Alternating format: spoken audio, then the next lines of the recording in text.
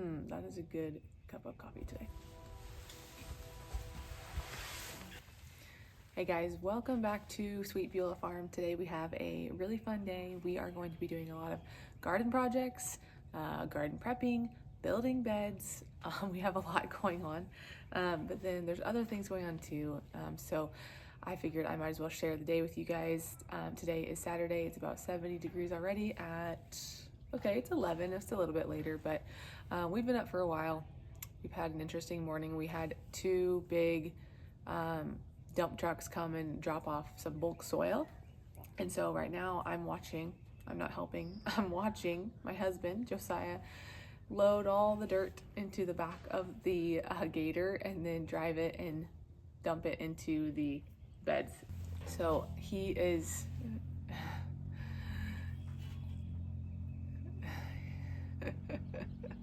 he's looking at me like, why are you not coming and helping me?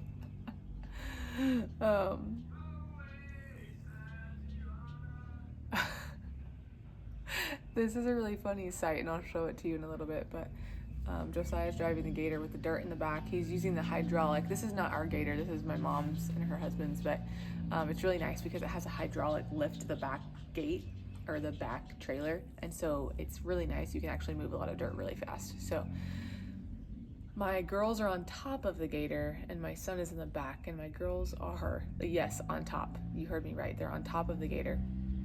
And they're sitting reading books while the gator is moving, while they're dumping dirt out of the back.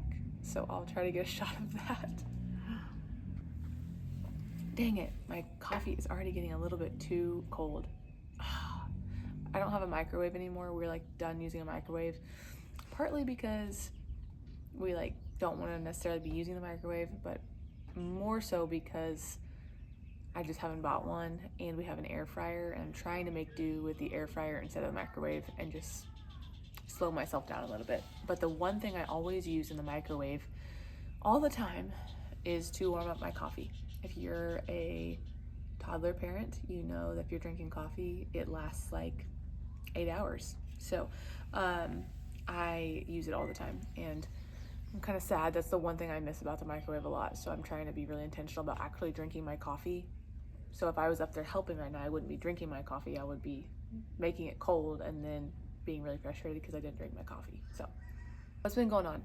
Over the last month, we have moved into our house. It is not finished all the way, but it is past inspection. We have a shower that's not done. We thought it was going to be done, but then other projects got in the way. And I don't know, you probably know how it goes if you've done something like this. So we are taking kind of a pause on that shower. We have another shower that we use that's upstairs for me and Josiah. So we moved. We're not really fully unpacked. We don't have closets organized or anything, but we're like living in there just fine. We're doing regular life.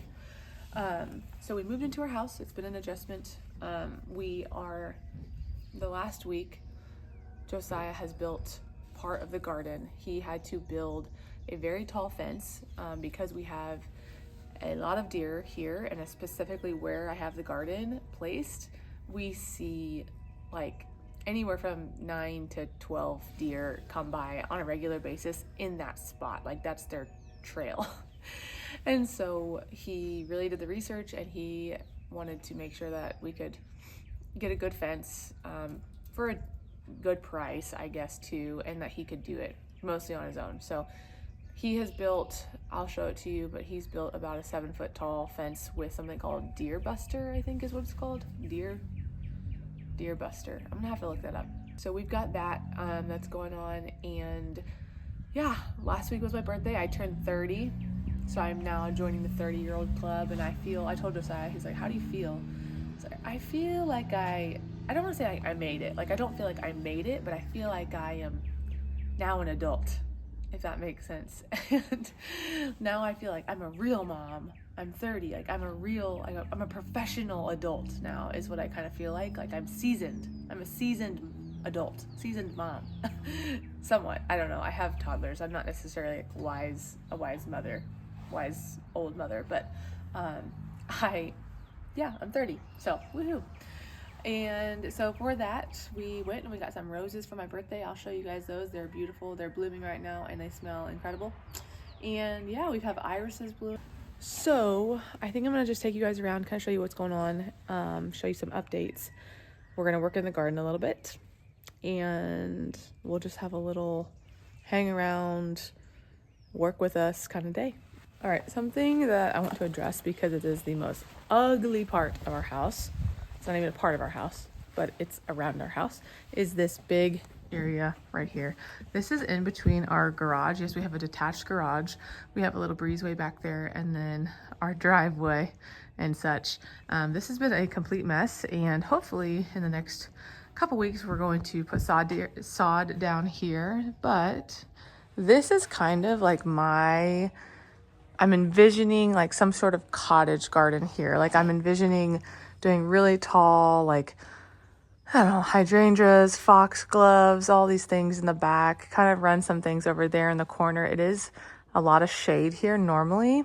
So partial shade-ish type of place into somewhat full sun, I guess, in like the height of summer. So this is my idea. Tell me if you guys have any ideas here. But I kind of want to do like a little seating area in the middle with some like pavers. We have to have some sort of pavers coming out, and then back I was thinking of doing some sort of like, I don't know, climbing something, making this kind of like hidden, this breezeway. So this is our ugly situation, and hopefully it ends soon because when it rains it's just annoying. This is my pretty seating area right now that I've been drinking my coffee, reading my Bible, watching the kids play.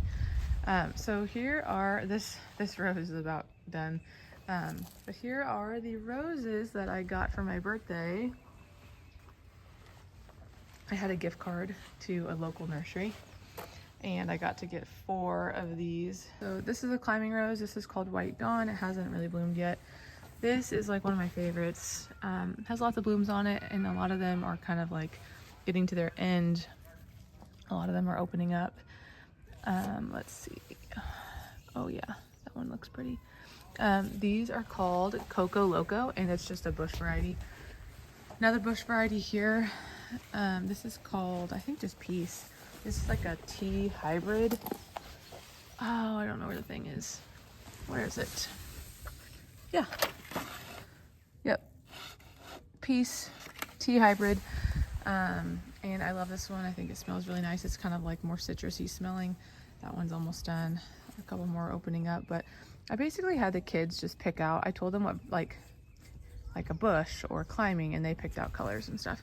And then I wanted a tree as well. I think those are really cool. So this is called, what is this called? Drop Dead Red. And so this is my tree, and I think it's really pretty. I would love to have like an established rose garden. Like that was my plan for over there initially, but I don't know. Like I'm not a seasoned rose grower. I know I don't like knockout roses, and that's about it. And I love traditional old vintagey classic roses and rose spaces. I really wanted to do that over there in the cottage garden. Maybe I still can. I feel like it gets a little bit too much shade. I don't know. Like right now it's sunny and it's 11, but once it gets to like 1 or 2, it's going to be really shady. So I don't know. Tell me your thoughts if you're a rose grower. Like, do they do okay in some shade? They're full sun, but I mean, you know what I mean? Like, would shade be okay? And so they might go in there in the little cottage garden area, or they might go up in the garden. I don't know. So I would love opinions, and tell me your thoughts and your experiences with roses and growing them. I know I want the climbing one in the garden for sure. We're going to do a couple of them, and we're going to do them like over an archway. See, I haven't even gotten to where I wanted to go initially, up to the garden, because my coffee's already cold. It's very unfortunate. So what I'm going to do, instead of trying to warm it up in the air fryer, because I've tried that, and I know they make those things like the little, it's like a candle warmer, but it's for your coffee. And I know they make those, and I need to get one, but I just haven't. But I have tried in the air fryer. It doesn't really work. It like warms up the outside of it. It just doesn't get even warmth. But I'm just gonna top off my coffee. All right, That doesn't necessarily fix it like to the degree I want it to, but it works, I guess. All right. Now, heading up to the garden where everyone is at. Yes, if you're wondering, I cut my hair. I cut my hair myself this morning. This is the second or third time I've done it. I've never cut it this short. I've had it cut this short before, but I have never cut it this short. It actually was a little shorter than I was planning on cutting it, but honestly, I think it looks nice and it looks very clean, and that's kind of what I needed because it was looking really scraggly, if you will. So we're walking up from the house. Here's our house. Here's the house. Walking up the driveway. Over here, I have not showed this, but I actually moved so we planted 4 trees down to the bottom of our pasture. They didn't do well. We moved 2 of them. One of them didn't make it from there, but I actually ordered more trees. So we have 12 total, 3 pear trees and 9 apple trees. So I guess 8 with that one that didn't make it, but this is our orchard spot. All right, I walked up a little bit so you can see a little bit better, but so this is kind of like our entryway. This is our driveway. We drive in. This is our orchard on the right side. So we've got these top 3 are pear trees. Yeah, pear trees. And then all the rest are apple trees. And then here is the garden on this side. So you can see pretty tall fencing here. It is a 64 by 100 long ways. So it's a very, very big garden. I have grand plans for it.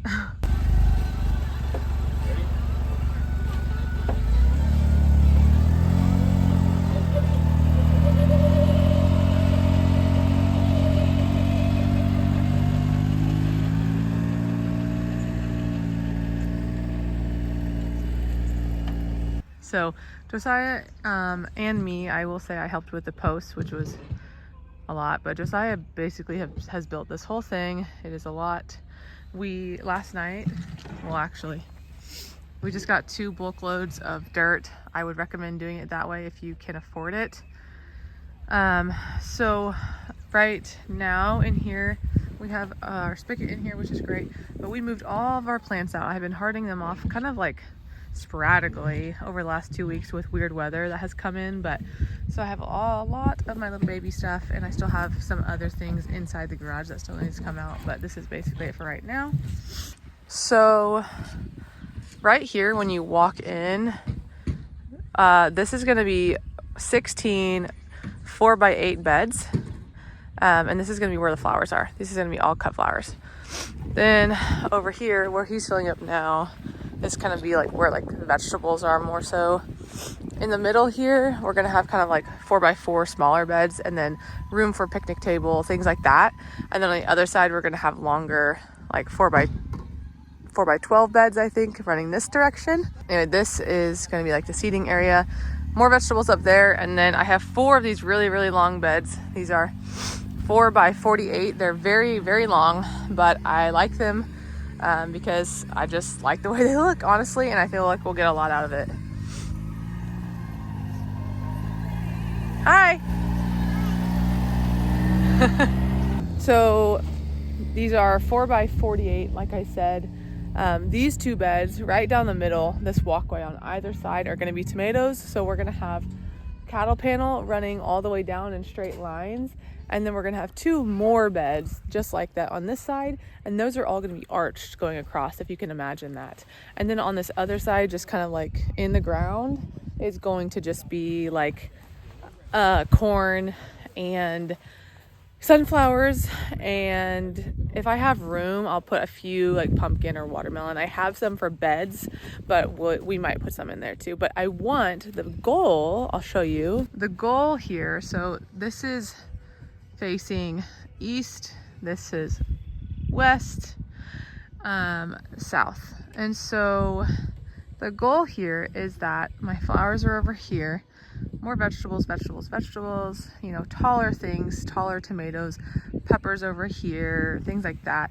And then over here is going to be our really tall, you know, corn and sunflowers. And so the goal hopefully is in the very hot afternoon shade. This will shade the tomatoes just a smidge and shade these things over here. When you're planting your garden, if you don't have very much shade, which we're just basically in an open pasture, we have some trees back here, but once the sun comes up, it's not going to do much. So it's going to be really hot, and my plants are going to feel it. And so if you can make shade your own, on your own, then it's very helpful. And I have done this in the past with sunflowers, and my tomatoes were like very healthy for where we were at in North Carolina. I thought they didn't succumb to disease as quickly because I had them spaced out enough, and also they were shaded in the afternoon heat. So I think that's helpful. Missouri is not as hot or as humid, but I do feel like making your own shade, especially in the afternoon, is going to be good. So that's kind of what we have going on. We have a lot of work to do still, but we're going to do a lot of it today, and we're going to do a lot of it probably tomorrow on Mother's Day. And yeah, so we're going to get going, and I'm going to help actually move dirt instead of just talking about it and having my husband do most of it by himself. I'm really fast. Like this. Yeah. Stand right here. Okay, can I show you how I did it? Yeah. Oh my goodness gracious.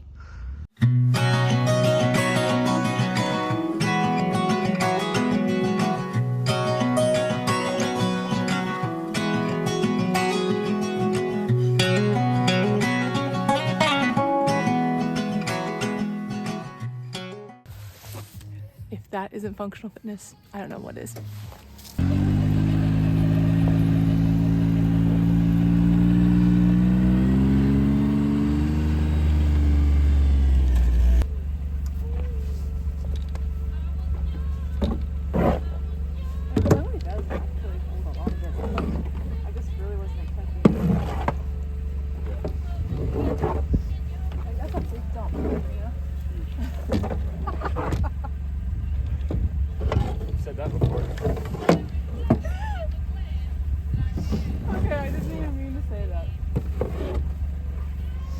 Okay guys, it is a lot later. I mean, it's not a lot later. It's like 2 hours, 3 hours later. We had to take a pause, put kids down for naps because they're really tired and the sun was making them really unlike themselves. And so I am finally getting out here. I wanted to show you guys my irises that are blooming, and I haven't really seen them. I saw them barely opening up the other day, and I wanted to go look at them myself, and I thought I might as well take you along with me. But first, when you don't unpack all the way and you just have stuff like on your front porch, this is where the kitties sleep. Hey Maple, you going to sleep, girl? I swear she's pregnant. I mean, I don't know. I think she is. I think the other one is too. But I don't know. I guess we'll see in like a month. Who knows? Hey, chickens. So these are our chickens. I don't know if I've done an update in a really long time on the chicken situation. We moved them. They're pasture-raised chickens. They think they're going to get a little treat or be let out. We've been letting them out to free range at night, like when we eat dinner. We've got 3 roosters. We had to get rid of 1 because we had too many. So this is Chanticleer.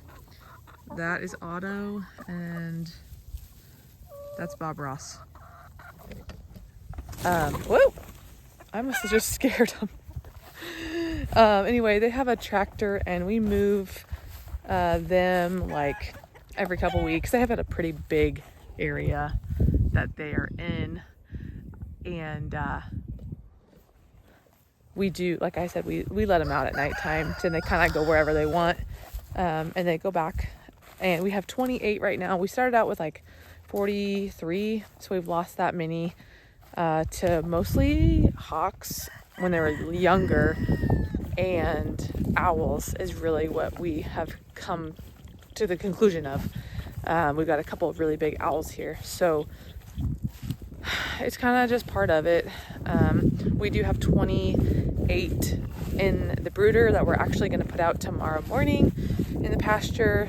We're going to put them in like a little, it's like a tractor, like a pullet pen, and we're going to put it next to their fence and then put their own fence around it. I think at first we'll just leave them in the tractor because they're so small right now. They can all fit in there pretty well and run around, and then we'll just move it daily because it's small. And then once they get bigger and once they acclimate and once the other hens acclimate, then we will kind of just introduce them, and over time, over the next like few weeks, month, they should hopefully be acclimated, and then by that point, probably in the next couple months, we'll know for sure which ones are roosters and which ones aren't, and then we'll butcher a lot of the roosters probably, and then keep the other ones with the rest of the flock, the adult flock that we have now. So we're at our pond. Our pond has so much algae on it this year. Like, it's kind of wild. I don't know much about pond management. We moved here and this is a relatively new pond. I think it's only 3 years old. The people who had it before us, they were planning on building a house over there with a basement.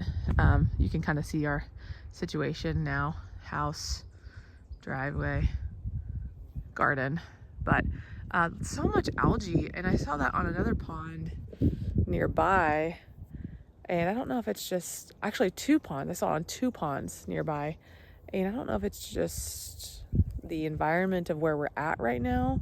I have no idea. So if anybody has any ideas, let me know. We have just put some minnows in here like a month ago. It wasn't very many at all. We just got something in here just to maybe get some stuff happening, but we do have a lot of life in here. We've got turtles and frogs and all that, and birds, and the more variety that you can have in terms of your environment and ecosystems, the better. So we're really happy. We actually have pasture water in 2 sources. We have a pond and we have a creek, and then we have pasture and woods. So this is our septic pond, but we have woods back there and the creek is back there. So here are my irises. So they're looking really hot right now.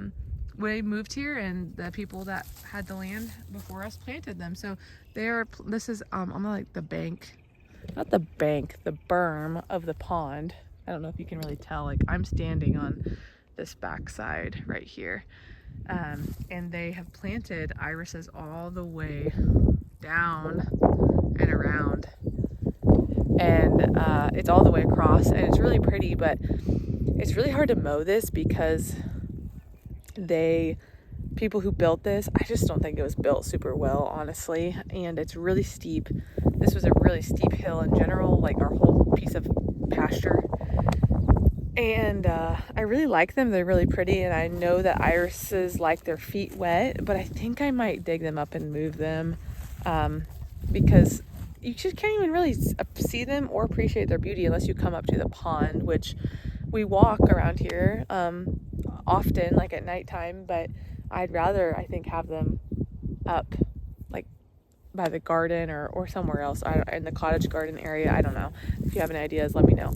But we have a couple that are blooming here, and here's another one. This one's a little bit of a lighter purple than that other one. So this one has like a little stripe variegation situation, and then the other one over there has more like yellowness to it. So yeah, I don't know if there's any others. Let me go check. Our chickens have been in here. They've mowed it down in here pretty good, which is kind of funny. You can kind of see. Let's see. My worst fear is that algae is that yucky algae. Have you heard about that? The algae that, I don't think it is. I'm sure it's not, but certain algae that kills dogs when they get in ponds or creeks and stuff. Like they swallow it, it kills them. I don't know what it's called. I want to say it's something blue algae. I'm assuming it's not actually blue, but that's what I've heard. So nope, no more. So The irises go all the way around that area. So this is so yucky looking. It has never looked like that. We've never seen it look like that.